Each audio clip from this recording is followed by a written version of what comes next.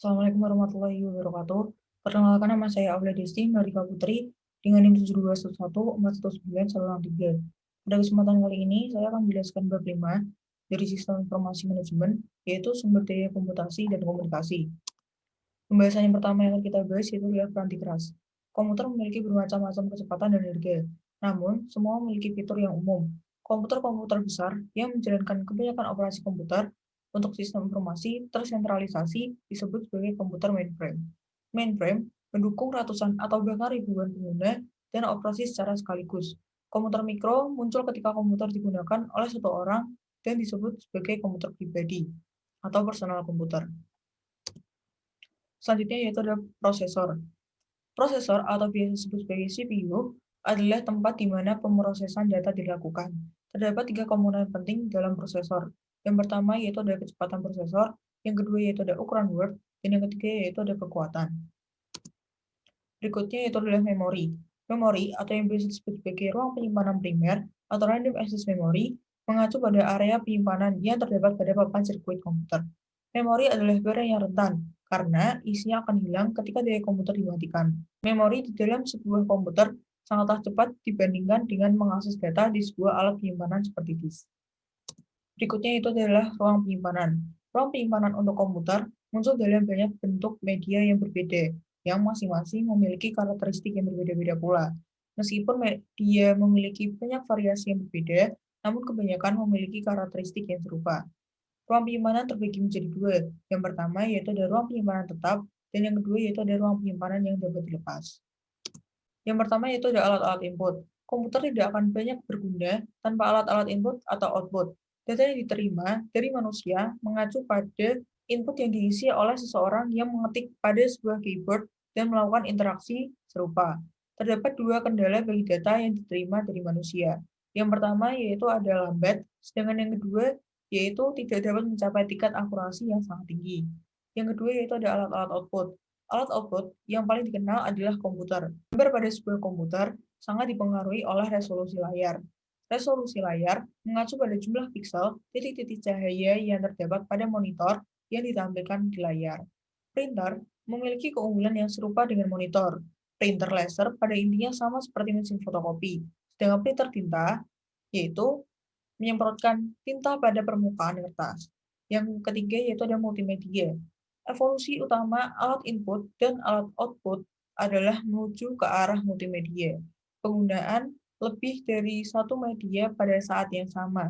Sebagai contoh yaitu informasi dalam bentuk teks dapat diproyeksikan ke layar komputer dengan disertai oleh satu gambar atau satu video. Sebagian besar pengguna komputer dewasa ini tidak akan mendapat akses atas sistem informasi berbasis komputer jika tidak tersedia multimedia. Berikutnya yaitu ada alat-alat komputasi pribadi. Alat-alat komputasi pribadi terbagi menjadi 4. Yang pertama yaitu ada telepon seluler dengan pesan dan video interaktif. Telepon seluler memiliki fitur-fitur lain yang membantu fungsi-fungsi bisnis. Daftar kontak disimpan dalam telepon seluler. Agenda dan alarm adalah dua fitur tambahan telepon yang membantu tujuan bisnis. Yang kedua yaitu ada telepon seluler cerdas. Telepon seluler cerdas atau smartphone saat menjalankan pekerjaannya, biasanya ia akan dihubungkan dengan komputer mikro. Telepon ini juga memiliki fitur agenda dan daftar kontak. Ia juga menawarkan akses web dan sebuah keyboard. Yang ketiga yaitu ada jaringan rumah. Di jaringan rumah ini terbagi menjadi tiga. Yang pertama adalah jaringan komputer. Jaringan komputer rumah sama seperti perusahaan TV kabel dan perusahaan telepon yang memasarkan modem untuk koneksi internet broadband. Yang kedua yaitu ada pemasangan modem. Kebanyakan komputer atau laptop baru telah memiliki akses jaringan nirkabel terpasang, sehingga dihilangkan untuk membeli sebuah kartu nirkabel lagi. Yang ketiga yaitu ada keamanan nirkabel. Untuk membatasi akses jaringan nirkabel, maka perlu dibuatnya konde sandi di router Anda. Yang keempat yaitu ada keamanan komputasi rumah. Terdapat dua jenis pembaruan yang penting bagi pengguna individu, update untuk sistem operasi dan untuk peranti lunak aplikasi. Mengupdate sistem operasi Anda penting, artinya bagi keamanan dan efisiensi. Berikutnya yaitu ada peranti lunak. Peranti lunak sendiri terbagi menjadi dua. Yang pertama yaitu ada peranti lunak sistem. Tugas dari peranti lunak sistem adalah menjalankan tugas-tugas yang dibutuhkan oleh seluruh pengguna dari suatu komputer tertentu. Yang kedua, yaitu ada peranti lunak aplikasi. Dalam peranti lunak aplikasi ini terbagi menjadi tiga, yaitu yang pertama ada peranti lunak aplikasi siap pakai, yang kedua yaitu ada peranti lunak aplikasi khusus, dan yang ketiga yaitu ada peranti lunak yang ditulis oleh pengguna. Selanjutnya yaitu ada peranan peranti lunak yang mudah digunakan pengguna. Peranti lunak komputer yang sederhana dan penggunaannya intuitif seringkali dikatakan mudah digunakan pengguna atau user-friendly. Secara tidak langsung, istilah ini dapat diartikan bahwa aplikasi ini telah dibuat dengan begitu sederhana sehingga semua orang dapat mempergunakannya. Terdapat karakteristik aplikasi yang mudah digunakan, yaitu yang pertama ada dialog yang digunakan pengguna, mengarahkan pengguna sehubungan dengan data apa yang dibutuhkan, format data yang diminta, dan masalah yang serupa. Yang kedua yaitu ada menu daftar perintah dengan langkah-langkah yang ditampilkan ke bawah dan icon. Yang ketiga yaitu ada pola dan formulir isian. Yang keempat yaitu ada bantuan yang sensitif pada konteks. Dan yang kelima yaitu ada antarmuka berbentuk grafis dengan menggunakan simbol yang terstandarisasi. Selanjutnya yaitu ada komunikasi. Kecepatan transmisi data antar komputer yang berlangsung melalui sistem telepon publik seringkali lebih lambat daripada ketika komputer tersambung melalui jaringannya sendiri. Alasannya adalah karena protokol untuk sistem telepon publik dirancang untuk komunikasi suara, dan kualitas serta kecepatan saluran komunikasi ini tidak terlalu tinggi. Komunikasi sendiri terbagi menjadi 7. Yang pertama yaitu ada koneksi publik.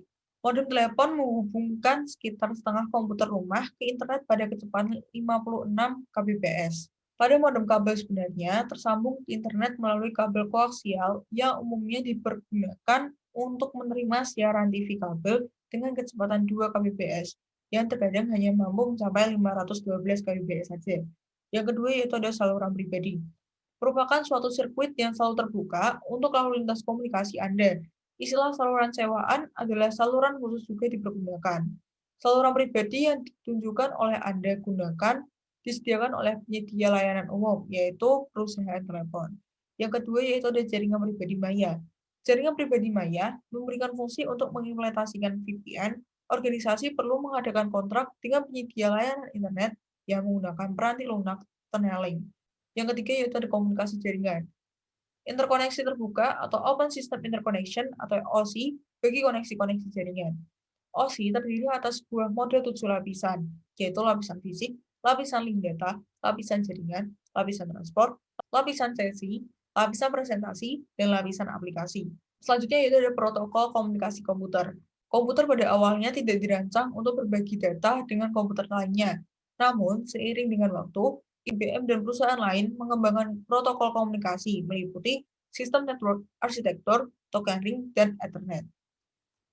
Yang selanjutnya yaitu ada paket. Paket data merupakan suatu bagian dari total yang akan dikomunikasikan digabungkan dengan alamat komputer yang dituju, komputer pengirim, pengirim, dan informasi terkendali lainnya. Yang terakhir yaitu ada alamat jaringan. Alamat IP adalah 4 bagian kumpulan angka-angka yang dipisahkan oleh titik.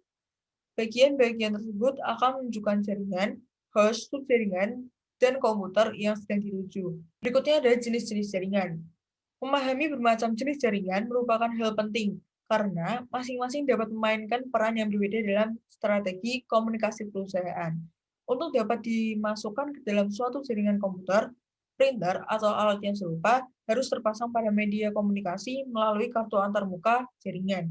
Kartu antarmuka jaringan atau Network Interface Card bertindak sebagai satu perantara di antara data yang bergerak menuju dan dari komputer atau peralatan lain dan jaringan. Jenis-jenis jaringan terbagi menjadi 2. Yang pertama yaitu ada jaringan area lokal. Jaringan area lokal atau LAN adalah sekelompok komputer dan alat-alat lainnya yang terkoneksi oleh satu media yang sama. Media ini biasanya berupa kabel tembaga, namun dapat berubah menjadi kabel serat optik atau media-media yang lain. LAN biasanya menggabungkan komputer-komputer yang secara fisik berdekatan, seperti pada satu ruangan atau pada satu gedung yang sama. LAN mencakup jarak total sebesar kurang dari setengah mil, dengan jarak di antara dua alat tidak lebih dari 60 kaki. Jaringan area metropolitan dan jaringan area luas, atau yang biasa disebut dengan MAN, adalah satu jaringan yang memiliki batas fisik sebesar kurang lebih 30 mil. Jarak yang dijangkau ini yang membedakan MAN dan LAN. Yang kedua yaitu ada internet. Internet terbagi menjadi dua. Yang pertama yaitu ada intranet. Organisasi dapat membatasi akses jaringan mereka hanya kepada anggota-anggota organisasi dengan menggunakan internet.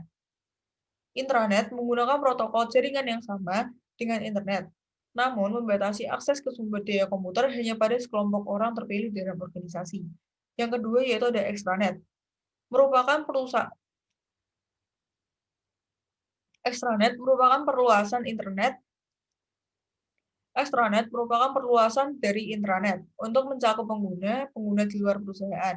Hanya para pelanggan dan 10 bisnis yang dipercaya saja yang mampu mengakses extranet dikarenakan akses ini mengizinkan kemungkinan pengguna sistem informasi dan sumber daya komputer yang secara tidak langsung berhubungan dengan komunikasi. Sekian dari saya. Assalamualaikum warahmatullahi wabarakatuh.